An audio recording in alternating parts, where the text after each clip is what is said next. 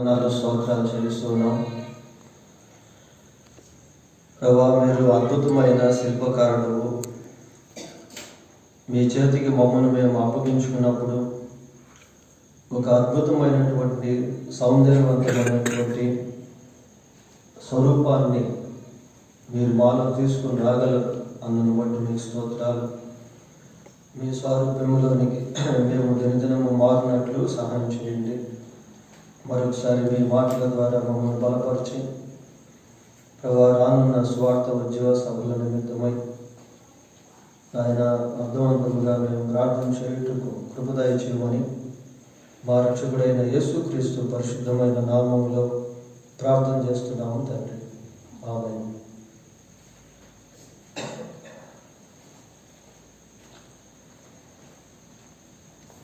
Bible గ్రంథంలో నుండి లూకా సువార్త 24వ అధ్యాయము 45వ వచనాన్ని 46వ వచనాన్ని చదువుకుందాం.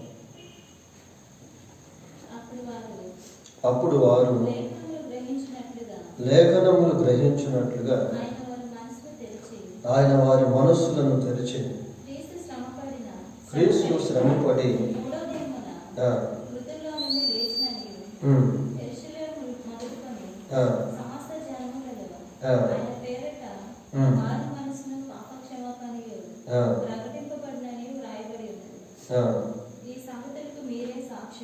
చాలు. లూకా సువార్త 24వ అధ్యాయం 45వ వచనాన్ని మనం గమనించినప్పుడు ఆ 45వ వచనంలో ఏం చదువుతున్నాము? అప్పుడు వారు లేఖనములను గ్రహించినట్లు ఆయన వారి మనస్సులను తెరిచి. ఇది చాలా ఇంపార్టెంట్. ఈ సువార్త ఉద్యోగ సభల్లో మనం ప్రార్థన చేసిన, పాటలు పాడిన, మీటింగ్స్ జరిపించిన మన ఉద్దేశం ఏంటి అంటే యేసుక్రీస్తు మహిమపరచబడాలి. యేసుక్రీస్తును మనుషులు తెలుసుకోవాలి. ఈ కూడికలన్నింటిలో కూడా యేసుక్రీస్తు ప్రభువుకి కేంద్ర స్థానం అనేటువంటిది ఉండాలి.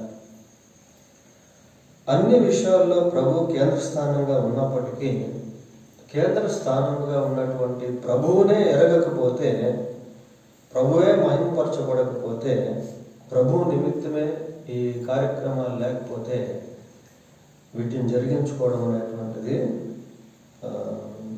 వృధా ప్రయాసగా ఉంటుంది పిల్లలకి. అయితే ఇక్కడ ఏమని చదువుతున్నాము అంటే లేఖనములను గ్రహించినట్లు ఆయన వారి మనస్సులను తెరిచి. లేఖనములను గ్రహించినట్లు ఆయన వారి మనస్సును తెరిచి. ఇది జరగాలి. ప్రభువు మనసును తెరవకపోతే, హృదయాన్ని తెరవకపోతే, కన్నులు తెరవకపోతే కేంద్ర స్థానంగా ఉన్నటువంటి క్రీస్తు ప్రభువును ఇటు సంఘము కానీ అటు సమాజం కానీ చూడలేదు. 30వ వచనం ఒకసారి చదువుకుందాం. 30వ వచనం. ఆయన వారితో కూడా భోజనమునకు కూర్చున్నప్పుడు ఒక రొట్టెను పట్టుకొని స్తోత్రము చేసి దాన్ని విరిచి వారికి పంచిపెట్టగా వారి కన్నులు తెరవబడి ఆయనను గుర్తుపట్టి. వారి కన్నులు తెరవబడి వారు ఆయనను గుర్తుపట్టిరి. చూడండి, ఇక్కడ కూడా తెరవబడి అనేటువంటి పదం మనకు కనబడుతుంది. మరి అంతవరకు వారు ఆయన చూడలేదా? చూశారు. ఆయనతో కలిసి నడిచారు, ఆయన మాటలు విన్నారు, వారు కూడా ఆయనతో మాట్లాడాడు. కానీ కన్నులు మాత్రం మూయబడి ఉన్నాయి.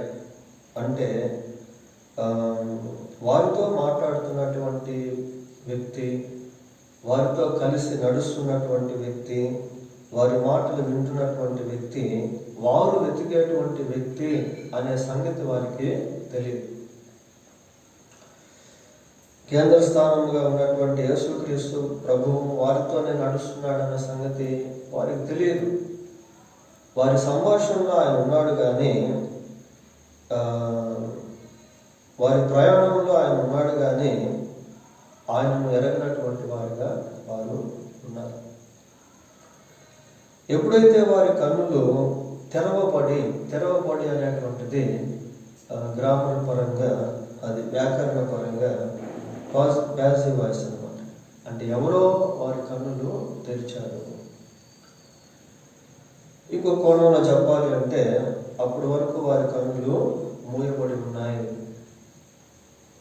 ప్రభు ఎప్పుడైతే వారి కన్నులు తెరిచాడో వెంటనే వారు ఆయనను గుర్తుపట్టారు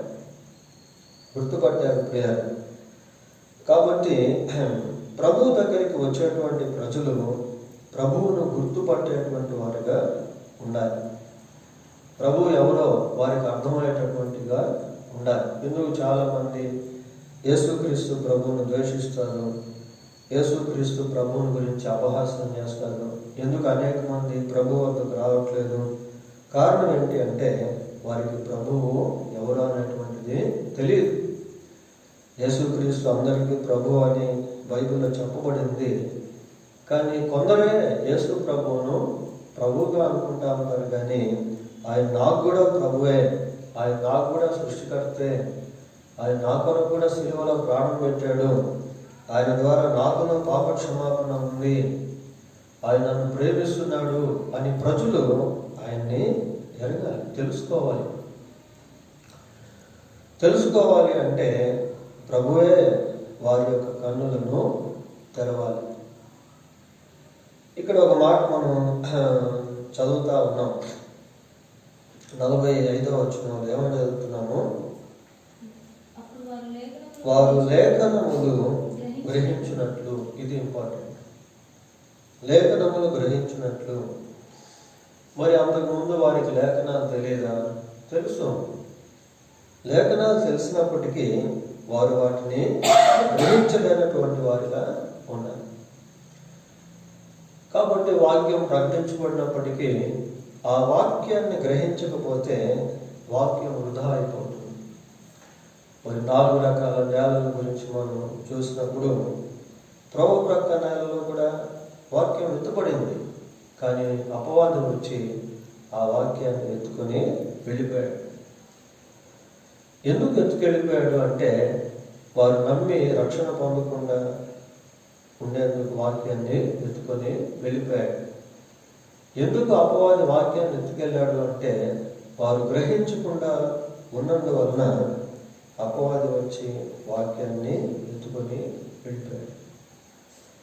వాక్యం అయితే ప్రకటించబడింది కానీ నిష్ఫలమైపోయింది. కారణం ఏంటంటే ప్రజలు గ్రహించకపోవడం వలన వాక్యం ధారాళంగా విత్తబడినప్పటికీ అది నిష్ఫలమైపోతూ ఉంటుంది. తర్వాత వాక్యం అంటే లేఖనాలు గ్రహించకపోతే ఆ చెప్పబడేటువంటి వాక్యాన్ని కూడా ప్రజలు మిస్అండర్స్టాండింగ్ చేసుకుంటారు. వాక్యాన్ని సరైన విధానంలో అర్థం చేసుకోకపోతే మళ్ళీ అపార్థం చేసుకునే అవకాశము. ఎందుకు అనేక మంది దేవుని వాక్యాన్ని విమర్శిస్తారు, దేవుని వాక్యాన్ని నమ్మరు, దేవుని వాక్యాన్ని అపార్థం చేసుకుంటారు అంటే ఆ లేఖనంలో ఉన్నటువంటి శక్తి వారికి తెలియదు. చూడండి, మత్తయి సువార్త 22వ అధ్యాయము 29వ వచనం చదువుకుందాం. మత్తయి సువార్త 22వ. అందుకు యేసు లేఖనములను గాని దేవుని శక్తిని గాని ఎరుగక మీరు పొరబడుచున్నారు. లేఖనములను గాని దేవుని శక్తిని గాని ఎరగక మీరు పొరబడుచున్నారు. కాబట్టి లేఖనాలు అర్థం కాకపోతే మనుషులు అపార్థం చేసుకుంటారు. లేఖనంలో ఉన్నటువంటి దేవుని శక్తిని ఎరగకపోతే ప్రజలు దేవుని యొద్దకు రాలేరు. ఆనాటి యూదులు లేఖనాలను ఎంతగానో ఎరిగినటువంటి వారు, మోషే ధర్మశాస్త్రమును తెలుసుకున్నటువంటి వారు. అయినప్పటికీ వాళ్ళు ఏం చేశారు అంటే యేసు ప్రభువును ద్వేషించారు. యేసు ప్రభువును నమ్మలేకపోయారు. అప్పుడు ప్రభు ఏమన్నాడు అంటే లేఖనముల్లో నిత్య జీవం కలదని మీరు మీరు లేఖనములో నిత్య జీవం వెతుకుతున్నారు. అవే నన్ను గురించి సాక్ష్యం ఇచ్చుచున్నాయి. లేఖనములో నిత్య జీవం ఉందని వాళ్ళు వెతుకుతూ ఉన్నారు. కానీ ఆ నిత్య జీవం ఇచ్చేటువంటి యేసుక్రీస్తు ప్రభువుని గురించి లేఖనాలు సాక్ష్యం ఇస్తూ ఉన్నాయి. లేఖనాలు సాక్ష్యం ఇస్తూ ఉన్నప్పటికీ ఆ లేఖనాలు తెలిసినటువంటి యూదులకి యేసుక్రీస్తును అర్థం చేసుకునేటువంటి శక్తి వారికి లేదు, గుర్తించలేకపోయారు. కాబట్టి లేఖనాల్లో ఉన్నటువంటి కేంద్ర బిందువుగా ఉన్న యేసుక్రీస్తు ప్రభువును వారు నమ్మలేకపోయారు, ఆయన శిష్యులుగా మారలేకపోయారు. కాబట్టి లేఖనాలను గ్రహించడం అనేటువంటిది చాలా ప్రాముఖ్యమైనటువంటి విషయం. ఇక్కడ మనం ఏం చూస్తున్నామంటే ఆయన ఏమని చదువుతున్నాం, వారు లేఖనములను గ్రహించినట్లు ఆయన వారి మనస్సును తెరిచి. ఈ సువార్త ఉద్యోగ సభలో దేవుడు ప్రజలు లేఖనాన్ని గ్రహించినట్లుగా వారి మనస్సును తెరవాలి ప్రియాలి. ఆ విధంగా మనము ప్రార్థన చేసుకోవాలి. ఆ విధంగా మనము ప్రార్థన చేయాలి. ప్రభా, మీరు మీ వాక్యాన్ని వినేటువంటి వారు మీ వాక్యాన్ని గ్రహించేటువంటి విధంగా వారి మనసులను తెరవండి ప్రభా అని ప్రార్థన చేయాలి. మరి బైబిల్లో మనం చూస్తాం, ఫిలిప్పీ పత్రిక 8వ అధ్యాయంలో నపుంసకుడు రథం మీద దేవుని వాక్యాన్ని చదువుకుంటా వెళ్తా ఉన్నాడు కానీ ఆ లేఖను దేని గురించి చెప్తా ఉందో అర్థం చేసుకోలేకపోతున్నాడు. చూడండి, అపోస్తలుల కార్యములు 8వ అధ్యాయం 34వ వచనాన్ని మనం గమనించినట్లయితే, అప్పుడు నపుంసకుడు ప్రవక్త ఎవరిని గూర్చి ఇలాగూ చెప్పుచున్నాడు, తన్ను గూర్చియా వేరొకను గూర్చియా దయచేసి నాకు తెలుపుమని ఫిలిప్పును అడిగాడు. వాస్తవంగా ఇక్కడ నపుంసకుడు ఆ సమయంలో ఎక్కడి నుండి తిరిగి వెళ్తున్నాడు అంటే యెరూషలేము నుండి తిరిగి వెళ్తా ఉన్నాడు. ఎందుకు యెరూషలేముకు వచ్చాడు అంటే దేవుణ్ణి ఆరాధించడానికి వచ్చాడు. యెరూషలేముకు వచ్చాడు, దేవుణ్ణి ఆరాధించాడు. తిరిగి వెళ్ళేటువంటి సమయంలో కూడా వాక్యాన్ని చదువుకుంటా ఉన్నాడు. అంటే ఎంత ఆసక్తి ఉందో చూడండి. వాక్యం చదువుకుంటా ఉన్నాడు కానీ వాక్యం అర్థం కావట్లే. ఈ ప్రవక్త ఎవరి గురించి మాటలు రాశాడో, తన గురించే రాశాడా లేకపోతే ఇంకెవరి గురించి అయినా రాశాడు? ఎందుకంటే అక్కడ పేరు చెప్పబడలేదు. యెషయా గ్రంథం 53వ అధ్యాయంలో యేసుక్రీస్తు ప్రభువు పేరు చెప్పబడలేదు. ఆయన మన అతిక్రమ క్రియను బట్టి గాయపరచబడను, మన దోషములను బట్టి నలగొట్టబడను, అతన్ని ఇట్లా ఉంటాయి కానీ అక్కడ యేసు ప్రభు పేరు చెప్పబడలేదు. కాబట్టి ఈ నపుంసకునికి లేఖనాలు చదువుతున్నాడు కానీ ఆ లేఖనాల్లో ఉన్న యేసు ప్రభు ఎవరు అనేది అర్థం కావట్లేదు. అప్పుడు ఫిలిప్ ఏం చేశాడు? 35వ వచనం మనం చదివితే, అందుకు ఫిలిప్ నోరు తెరిచి ఆ లేఖనమును అనుసరించి అతనికి యేసును గురించిన సువార్త ప్రకటించను. ఎప్పుడైతే అతనికి ఆ సువార్త అర్థమైందో వెంటనే మారు మనసు పొందాడు. కనుక ఈ సువార్త ఉద్యోగ సభల్లో ఇంకా మారు మనసు పొందనటువంటి వారు మారు మనసు పొందాలి. అందుకొరకే మనం వీటిని ఏర్పాటు చేస్తూ ఉన్నాం. కాబట్టి మరి ప్రభువు మనస్సును తెరవాలి, వారు లేఖనాలను గ్రహించాలి, ఆ లేఖనాల్లో ఉన్నటువంటి యేసుక్రీస్తు ప్రభువును గుర్తించాలి, మారు మనసు పొందాలి ప్రియులారా. ఇంకా ఇక్కడ మనం ఈ వచనాన్ని గమనించినప్పుడు లూకా సువార్త 24వ అధ్యాయం 45వ వచనంలో వారు లేఖనము గ్రహించినట్లు ఆయన వారి మనస్సును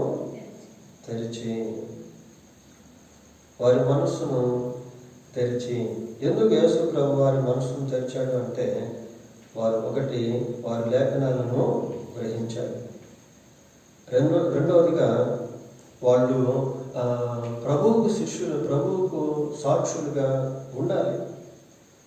ప్రభువుకు సాక్షులుగా ఉండాలి. That is the purpose of God towards them to be his witnesses. వారు తనకు సాక్షులుగా ఉండాలనేటువంటిది వారి పట్ల యేసు ప్రభు యొక్క ఉద్దేశం. అందుకే మనం 48వ వచనం చూస్తే, ఈ సంగతులకు మీరే సాక్షులు, ఈ సంగతులకు మీరే సాక్షులు. ఏ సంగతులకు అని అంటే, ఆ పైన సువార్తకు సంబంధించినటువంటి విషయాలు మనకు కనిపిస్తాయి. క్రీస్తు శ్రమపడి 3వ దినమున మృతుల్లో నుండి లేచిననియు. కాబట్టి యేసుక్రీస్తు యొక్క మరణ పునరుద్ధానములకు వాళ్ళు సాక్షులుగా ఉండాలి. యేసుక్రీస్తు ప్రభు యొక్క మరణ పునరుద్ధానములను వాళ్ళు ప్రకటించేటువంటి వారిగా ఉండాలి. మరి కేవలం వారు సాక్షులుగా ఉండడం అనేటువంటిది అక్కడి వరకే కాదు. చూడండి, అపోస్తలుల కార్యం 1వ అధ్యాయము 8వ వచనం ఒకసారి చదువుదాం. అపోస్తలుల కార్యం 1వ అధ్యాయము 8వ వచనం. అయినను పరిశుద్ధాత్మ మీ మీదకి వచ్చినప్పుడు మీరు శక్తి నొందెదరు కనుక మీరు యెరూషలేములోను యూదయ సమరయ దేశంలో ఎంతటను భూదిగంతముల వరకును నాకు సాక్షులై ఉండునని. ఎక్కడి వరకు అంటే కేవలం యెరూషలేము వరకే కాదు, కేవలం ఈ అనాస్పూర్లో లేకపోతే మనం పనిచేసే స్థలంలోనే కాదు. We should be expanded to many places. మనం అనేక ప్రాంతాలకు వ్యాపించాలి. సంఘము ప్రతిసారి మనం సువార్త ఉద్యోగ సభలను కలిగి ఉంటా ఉన్నాం, కానీ ఈ వ్యాప్తి అనేటువంటిది కనపడటం లేదు. మనం వ్యాపించాలి. ఈ సాక్ష్యం ఎంతవరకు అంటే యూదయ సమరయ యెరూషలేము అంతట్లో భూదిగంతముల వరకు సాక్షులై ఉన్నారు. ఇంకా అక్కడ ఏమంటాడంటే 8వ వచనంలో ఏమని చూస్తున్నాం, ఇంకా పరిశుద్ధాత్మ మీ మీదకు వచ్చినప్పుడు మీరు శక్తి నొందెదరు. సంఘము పరిశుద్ధాత్మ చేత నింపబడ్డం, సంఘము పరిశుద్ధాత్మ శక్తి చేత నింపబడ్డం ఇది కావాలి. కనుక మనం ఆ రీతిగా ప్రార్థన చేయాలి. ప్రభువా, సంఘాన్ని మీ ఆత్మతో నింపండి, సంఘానికి శక్తిని దయచేయండి, సంఘాన్ని బలపరచండి, సంఘము మరి వ్యాప్తి చెందినట్లుగా విస్తరింపబడినట్లుగా చేయండి అని ప్రార్థన చేయాలి.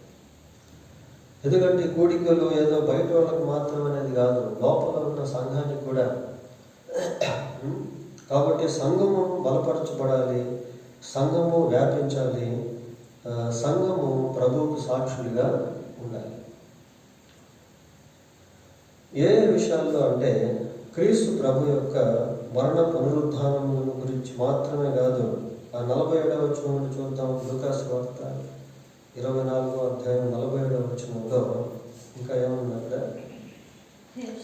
యెరూషలేము మొదలుకొని సమస్త జనములలో ఆయన పేరట మారు మనసును పాప క్షమాపణయు ప్రకటింపబడననియు రాయబడినది.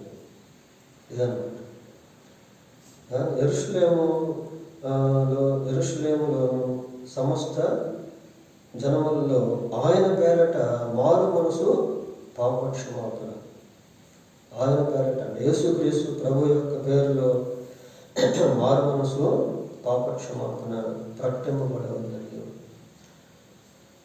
కనుక సువార్త ప్రకటించడం అన్నమాట. యేసు ప్రభు యొక్క పేరులో మారు మనసు పాప క్షమాపణ, ఈ రెండు చాలా అవసరం. మారు మనసు లేకుండా ఉంటే మనిషి పాప క్షమాపణ పొందలేడు. పాప క్షమాపణ పొందలేకపోతే మనిషి దేవుని రాజ్యంలోనికి వెళ్ళలేడు. కాబట్టి సంఘము బలపరచబడాలి.